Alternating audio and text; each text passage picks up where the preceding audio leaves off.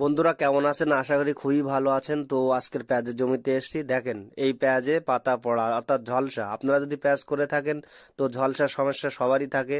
পেঁয়াজ গাছ 1 থেকে 25 দিন বয়সে এই হলেই পেঁয়াজের কালি আসার আগ মুহূর্তেই এরকম ঝলসা লাগে। তো তার জন্য আমরা স্প্রে করেছিলাম। এতে হেক্সাকোনাজল 10 ml, যে কোনো ভালো কোম্পানির হেক্সাকোনাজল, ওর সঙ্গে স্টারভেট একসঙ্গে, টেবোসাল্ভ একসঙ্গে দেবেন 50 গ্রাম বিকালে। আর 3 দিন বাদে স্টারভেট একসঙ্গে স্প্রে করবেন। পারলে ওর সঙ্গে একটু অ্যান্টাকলও দেবেন। তো কালো গাছ, পেঁয়াজ গাছ সুস্থ সতেজ কালো মচমচে করবে এবং ঝলসা পচলার হাত থেকে রক্ষা পাবেন।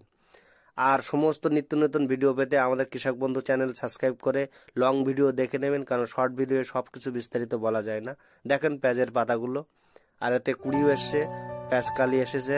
আপনারা যদি পেঁয়াজ করে থাকেন অবশ্যই আমার লং ভিডিও দেখবেন। ও কোনো রকম সমস্যা হলে আমার ফোন নম্বরে ফোন করবেন। চাষির ভিডিও পেতে, চাষকে ভালো লাগলে অবশ্যই আমাদের সঙ্গে কানেক্ট করবেন। সর্বসময় আমরা চাষির সাথে, চাষির পাশে সব সময় আছি। ভালো থাকবেন, সুস্থ থাকবেন। ধন্যবাদ।